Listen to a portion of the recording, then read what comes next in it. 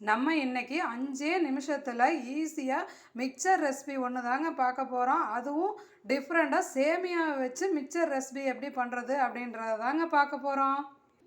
சேமியாவை வச்சு மிக்சர் எப்படி செய்கிறது அப்படின்னு தாங்க யோசிக்கிறீங்க. வாங்க எப்படி செய்கிறதுன்னு பார்ப்போம்.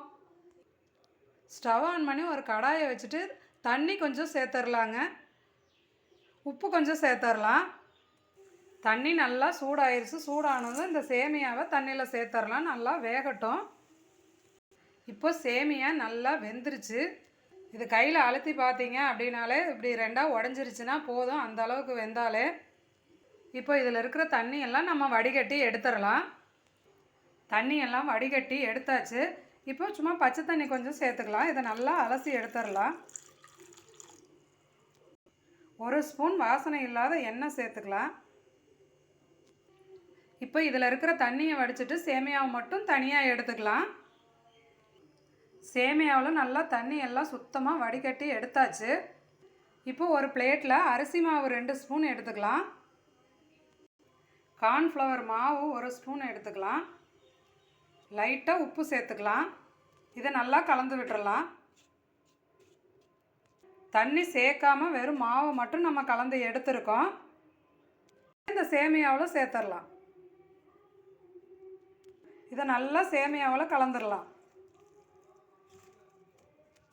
சேமியாவிலேயே தண்ணி இருக்கிறதுனால இதில் தண்ணி சேர்க்காமையே வரமாவை மட்டும் போட்டு சேமியாவில் இப்போ நல்லா கலந்து எடுத்துக்கலாம்.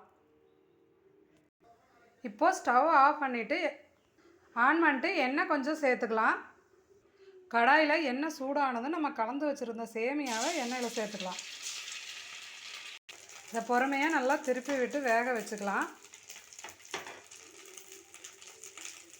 இது நல்லா வெந்துருச்சு. இப்போ இதை எடுத்துடலாம். இதுபோல் அடுத்தடுத்து எல்லாம் கலந்து வச்சுருக்கிற சேமியாவை எல்லாம் எடுத்து எண்ணெயில் சேர்த்துக்கலாம். சேமியா ரொம்ப வெந்துடக்கூடாது, அதை கவனமாக நீங்கள் பார்த்துக்கணும். அரிசி மாவோடு கலக்கும்போது அப்போ தான் உதிரி உதிரியாக நல்லா வரும். இதே எண்ணெயில் நிலக்கடலை பருப்பு கொஞ்சம் சேர்த்து நல்லா வறுத்துக்கலாம். நிலக்கடலை பருப்பு இருந்தால் சேர்த்துக்கோங்க, இல்லைன்னா பொட்டுக்கடலை சேர்த்துக்கலாம். இப்போ இதை எடுத்துடலாம். நிலக்கடலையை பொட்டுக்கடலை கொஞ்சம் சேர்த்து நல்லா வறுத்துக்கலாம். இப்போ பொட்டுக்கடலையும் எடுத்துடலாம். இப்போது ஸ்டவ் ஆஃப் பண்ணிட்டு அதே எண்ணெயில் கருவேப்பிலையை சேர்த்துக்கலாம். இப்போது கருவேப்பிலையும் எடுத்துடலாம். இப்போ இதையெல்லாம் வறுத்து எடுத்தாச்சு. நம்ம ரெடி பண்ணி வச்சுருக்கிற மிக்சரில் இதெல்லாம் சேர்த்து கலந்து விட்டுடலாம். சூப்பரான உடனடி மிக்சர் ரெடி. நீங்களும் இது மாதிரி ட்ரை பண்ணி பாருங்கள். டேஸ்ட்டு சூப்பராக இருக்கும்.